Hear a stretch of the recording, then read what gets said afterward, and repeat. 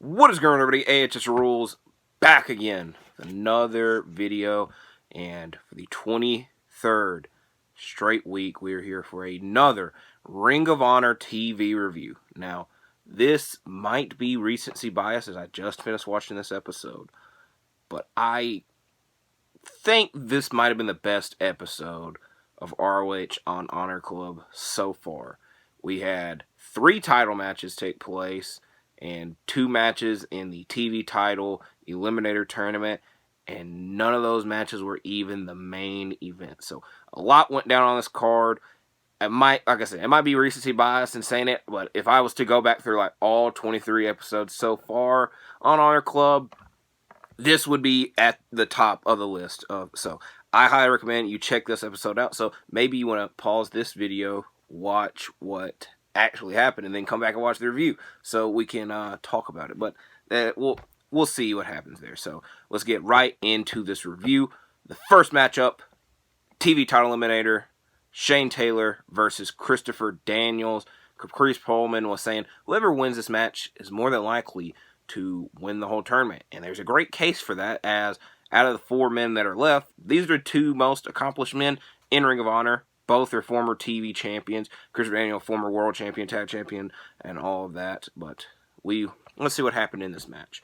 Daniels tries to use his speed to his advantage early, but that does not work after a massive clothesline by Taylor. Daniels then tries to chop the legs down of Taylor, and surprises him with a Hurricanrana. Taylor does something surprising as he has a cross body off of the second rope, and then he wins the match with a package power driver, which means Shane Taylor wins this match and he moves on to the finals of the TV title, #1 contenders, Eliminator tournament, whatever you want to call it. I just say the TV title eliminator. Next, a surprise tag team title match. Now, it is Aussie Open versus the Iron Savages. So the Iron Savages are backstage. They had just had a 6-man tag team title match, and they're like, you know what? We want a tag team title match now, which, is very surprising. And they said something very surprising in their backstage interview. This is the first time that the tag team titles are being defended on Honor Club. So on the Honor Club TV air. I need to find a better way to say that. But out of all these 23 episodes, there's not been a tag team title match, which I could understand, because for the first month or so, there weren't any tag team champions. Then the Lucha Bros won their tag titles at Supercard of Honor, and as I've mentioned and complained about several times, they never defended them on Honor Club. So now Aussie Open, who've been champions for 2 weeks now, just defended them on Dynamite, and now are defending them on Honor Club. And they did something very weird before the beginning of this match. I got my speculations, but they were backstage, we got a tag team title match. Here, Tony Khan, keep our titles for us so that we can go defend them. So, tag team title match, Aussie Open versus Iron Savages. My speculation, because they obviously didn't come out with the tag team titles, my speculation is that they did not have the tag titles when they came out, or they just didn't have them at all whenever this match was taped. And then yesterday at Dynamite, they filmed this to explain why they didn't have the tag titles. But again, that just might be speculation and overlooking it. It was just a weird thing to note. But let's get into the match. The match starts with Fletcher and Bronson, but they quickly tag out to Boulder and Davis. And we see Aussie Open get the advantage once the action goes to the outside. But Bronson hits a crossbody on both Fletcher and Davis to make a tag to Boulder. Aussie Open hit double elbows on Boulder after he fails to hit a moonsault. But Bronson stops my pen stopped working there, so I didn't know what that word was. Stops anything further from happening, and the Iron Savages attempt I don't know what their finisher's called, but essentially, Bronson is on the shoulders of Boulder. And so, Mark Davis is rolling into his side on their side of the ring, and Kyle Fletcher hits Bronson off the shoulders of Boulder, so it was a doomsday device per se. Aussie Open followed this up with double elbows and a Coriolis to win the match, and then celebrate backstage with Tony Khan, Tony Khan is a very funny individual, because Aussie Open were talking, and then Tony Khan is just saying, 2 nights in a row, 2 nights in a row, y'all did this 2 nights in a row. So, a good tag team title match, the first one in this Honor Club era.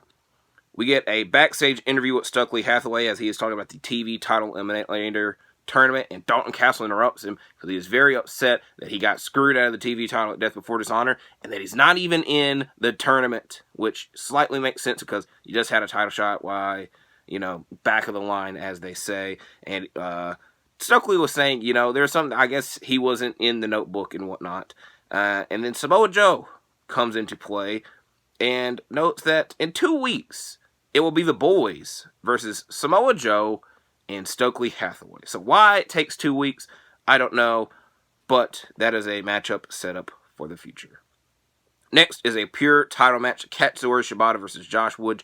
This match was announced last week, and let's see, this was a great match. I really enjoyed this match. No man could get the advantage in the beginning of the match, and this includes several armbar and knee attempts from both men, and the match goes to the outside as they are both trying to apply a knee bar onto one another, and they slide under the ring. No rope break was called there. There is a part in the match where Shibata has an arm lock he's trying to apply, and Woods runs into the ropes, and then Shibata looks at the ref, he's like, that not a rope break, and the ref is like, no, and then Mark Sterling causes a distraction after that, which Woods gets the advantage, but then this pisses Shibata off more, and he shows more aggression.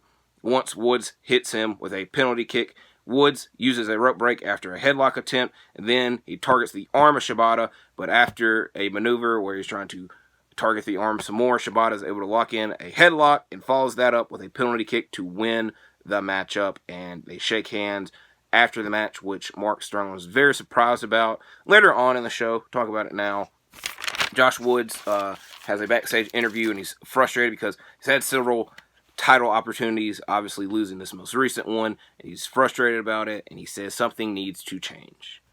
Next, we get Zach Clayton versus Dalton Castle. Dalton Castle was very wild in this match. I guess you can normally say that, which he had a reason to be wild as he's still mad about the TV title situation. And this match consists of many suplexes from Castle, and he won the match with a bangarang.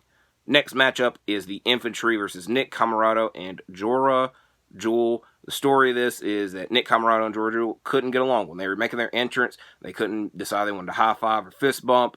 While in the match, they didn't know, hey, should I tag in now? What should I do? And whatnot. So, interesting from this first time pairing. At least on ROH. They might have teamed up before in AEW. But Bravo and Jewel start the match off.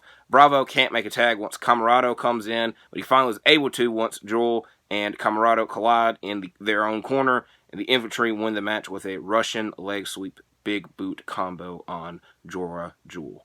Next matchup is legit Layla Hirsch versus Miranda Vignette. I don't know what the hell her last name was. I don't think they ever said it. The story of this match, most important thing to note out of this match, is that Maria comes out to watch this match on the stage, and the match was a complete domination by Layla Hirsch, winning the match with an armbar. Next, we get the second of the TV title Eliminator tournament matches, this one being Tony Nese versus Gravity. Nese gets frustrated once Gravity outpowers him in the beginning, but gets the advantage when Smart Sterling causes a distraction on the outside. But after using his speed and Nese not being able to catch up to him, Gravity gets the advantage and wins the match with a frog splash, meaning the finals of this TV title Eliminator tournament will be Shane Taylor versus Gravity. They did not announce it for next week, but I imagine it will happen very soon.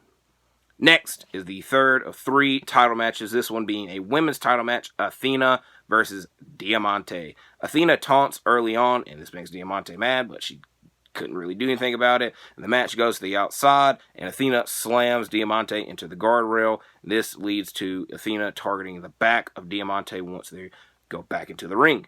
Diamante fights back with forearms and hits a Chaos Theory for a 2 count, but Athena is able to hit her own forearm and a crossface, but Diamante fights out of that, but did not see a roll-up coming from Athena as Athena wins this match.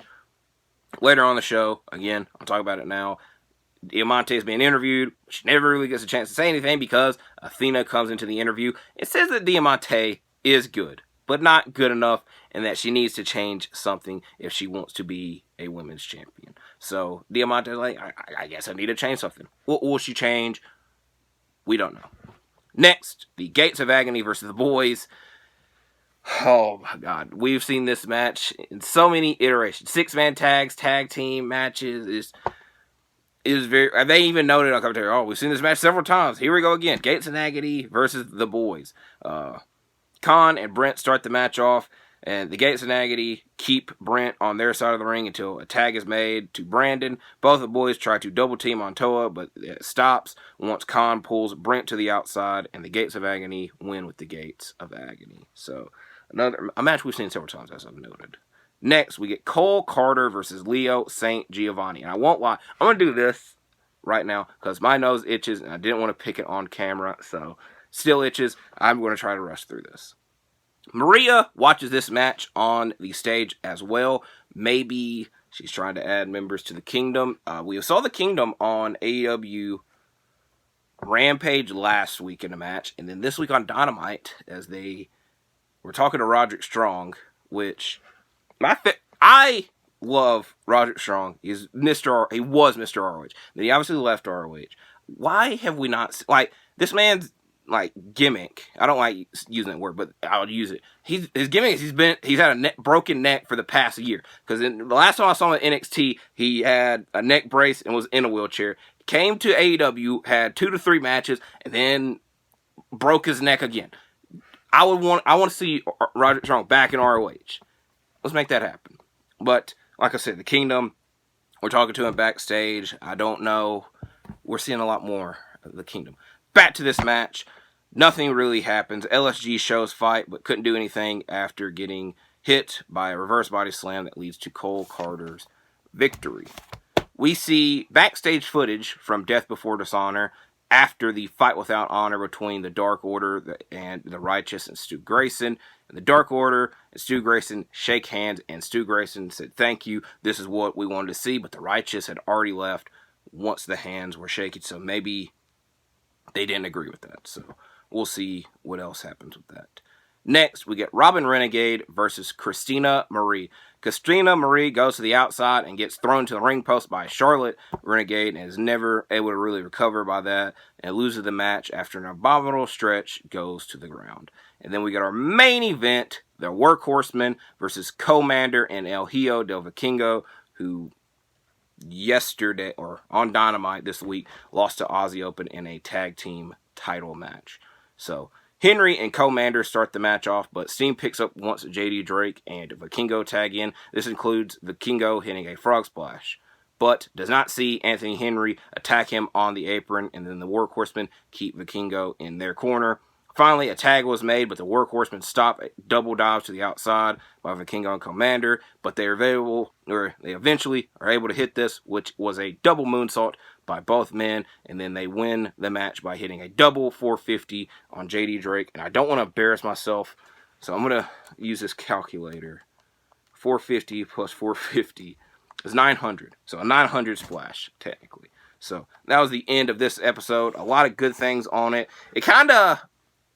There's obviously a lot of, like, quicker matches that took place. Maybe they should have spaced that out more because, like, besides this main event, we had, like, 3 quicker. So maybe they would have spaced that out some more. Then it wouldn't have sounded like, oh, my God, he's just reading through these matches. But I enjoyed this episode. Like I said, the TV title eliminator and the championship matches were great and worth checking this episode out. So I'm interested to see what happens. I always like to know, like, oh, what's going to happen next week, but that was not the case. Where last week, I at least knew of the pure title match taking place, and then the TV title eliminator matches taking place. So we'll see what happens next week. I already did my SummerSlam predictions video, so let's enjoy SummerSlam weekend, enjoy ourselves. Thank you for watching this video. Please like and subscribe. Stay safe, and I'll see you soon.